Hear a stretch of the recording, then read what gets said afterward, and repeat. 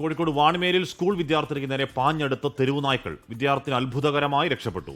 വിദ്യാർത്ഥിനിയുടെ കരച്ചിൽ കേട്ട് നാട്ടുകാരെത്തിയതോടെ നായ്ക്കൾ പിന്തിരിയുകയായിരുന്നു. ആ ഒരു ദൃശ്യത്തിലേക്ക് ആദ്യം.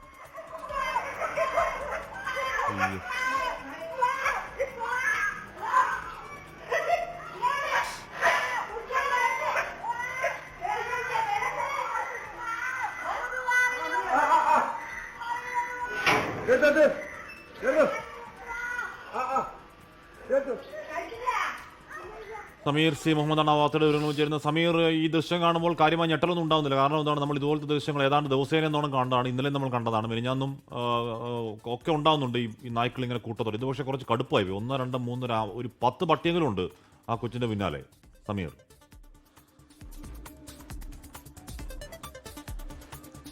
കാശ്മീർ ഓരോ ദിവസവും ഇത്തരത്തിൽ ആശങ്കപ്പെടുത്തുന്ന ദൃശ്യങ്ങളാണ് പുറത്തു വന്നുകൊണ്ടിരിക്കുന്നത്. സംസ്ഥാനത്തെ വിവിധയിടങ്ങളിൽ തെരുവുനായ ശല്യം രൂക്ഷമാകുന്നു എന്നുള്ളതാണ്.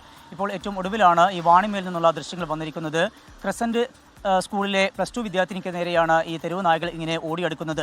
പെൺകുട്ടി ഓടി അവിടുന്ന് രക്ഷപ്പെടാൻ ശ്രമിക്കുന്നു. പക്ഷേ തെരുവ് നായകൾ വിടുന്നില്ല. ആ കുട്ടിക്ക് പിറകെ ഓടുകയാണ്. പിന്നീട് ഈ കുട്ടി അവിടെ വീഴുന്നുണ്ട്. പിന്നീട് ഈ കുട്ടി അലറി വിളിക്കുന്നു.